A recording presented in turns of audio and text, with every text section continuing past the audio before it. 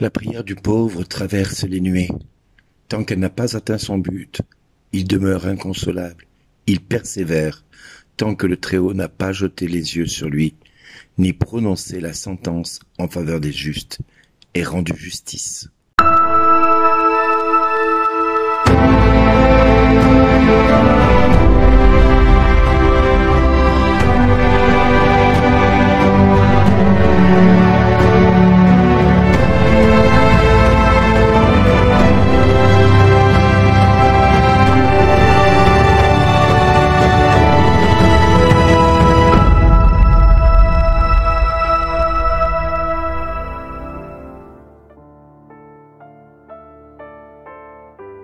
Bonjour les amis, la plupart du temps avec les personnes avec lesquelles je m'entretiens par téléphone, c'est « je ne sais pas prier, je ne sais pas comment il faut prier ». Et les textes de ce jour nous enseignent la prière.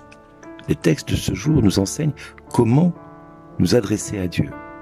Beaucoup de personnes me disent que, à part le chapelet, le Notre Père et le Je crois en Dieu, c'est tout ce qu'ils connaissent comme prière. Mais donc, qu'est-ce que la prière? Qu'est-ce que c'est que la prière? Et surtout, pourquoi je prie depuis des années mon chapelet, mon Notre Père et mon Je crois en Dieu, et que je ne vois rien s'accomplir dans ma vie?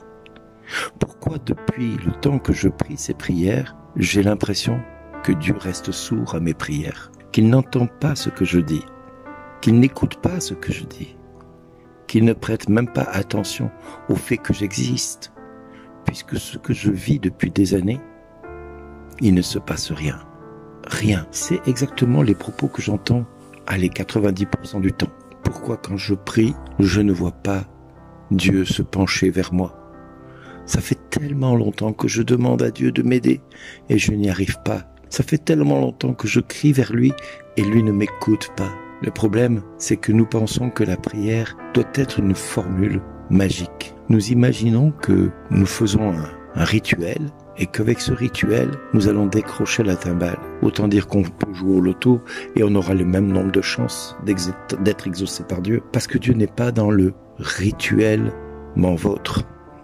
Excusez-moi de vous parler ainsi. Dieu n'est pas dans le rituellement vôtre. Il n'est pas plus non plus dans le répétitivement vôtre. Il est simplement dans l'écoute d'un enfant. Il écoute nos cœurs comme il écoute ses enfants. Alors comment prier? Comment s'adresser à Dieu et savoir que Dieu nous écoute? Dans la première lecture, dans Ben Sirach le sage, donc le livre de la sagesse, il nous est enseigné que le Seigneur est un juge et qui se montre impartial entre les personnes. Il ne défavorise pas le pauvre, il écoute la prière de l'opprimé, il ne méprise pas la supplication de l'orphelin, ni la plainte répétée de la veuve.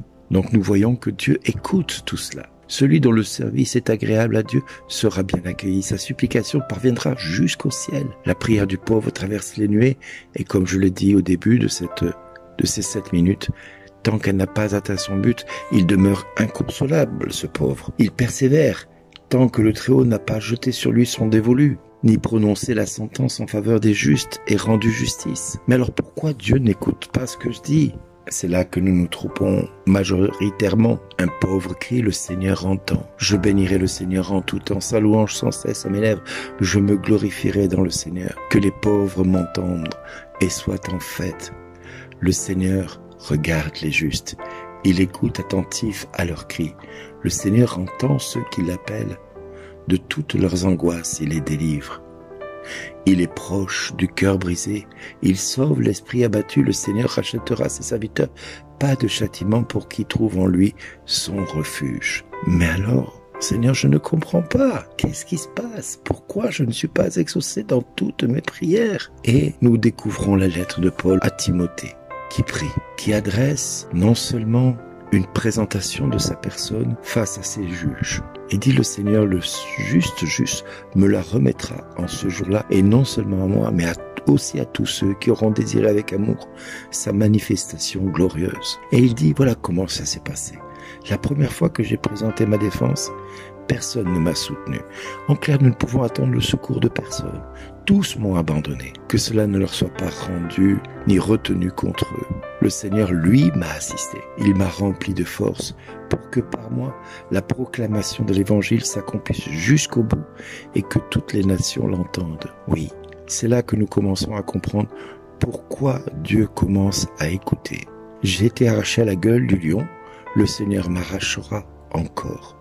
Et tout ce qu'on fait pour me nuire, il me sauvera et il me fera entrer dans son royaume céleste. Nous comprenons que quelle que soit l'épreuve que nous devons endurer, Paul nous enseigne que Dieu va le sauver et qu'il fera entrer sa personne dans son royaume céleste. Et il termine cette magnifique prière, à lui la gloire pour les siècles des siècles.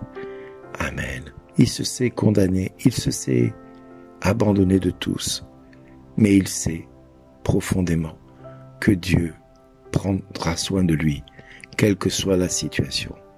Dans un autre texte, il dira « J'achève dans ma chair ce qui manque aux souffrances du Christ ». Alors, qu'est-ce que c'est que la prière? Eh bien, c'est l'Évangile qui nous l'explique. La prière, c'est celle du publicain, pas celle du pharisien. Non, c'est celle du publicain. Parce que le pharisien, lui, il dit « Mon Dieu, je te rends grâce parce que je ne suis pas comme les autres hommes. Ils sont voleurs, injustes, adultères. » Ou encore comme ce publicain là-bas au fond de l'église. Moi, je jeûne 2 fois par semaine. Je verse le 10e de tout ce que je gagne au temple. Le publicain, lui, se tient à distance. Il n'ose même pas avancer. Il n'ose même pas lever les yeux vers le ciel. Mais il est là, devant Dieu, et il frappe sa poitrine.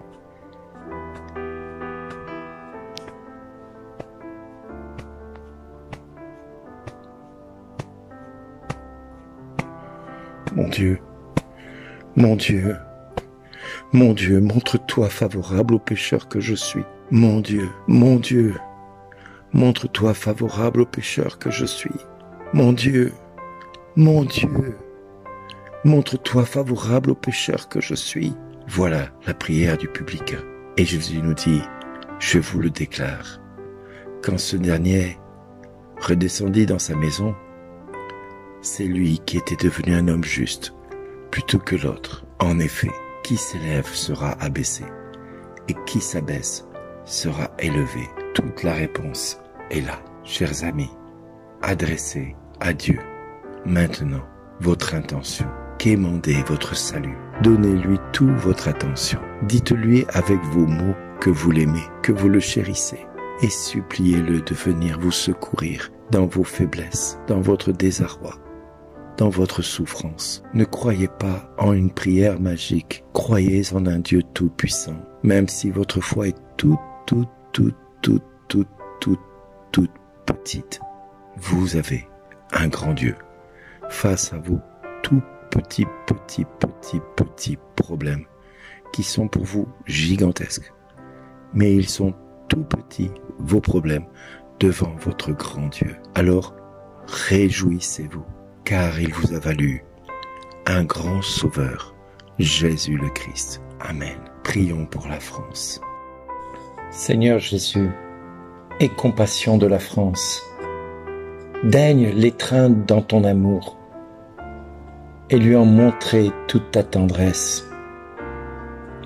Fais que, remplie d'amour pour toi, elle contribue à te faire aimer de toutes les nations de la terre.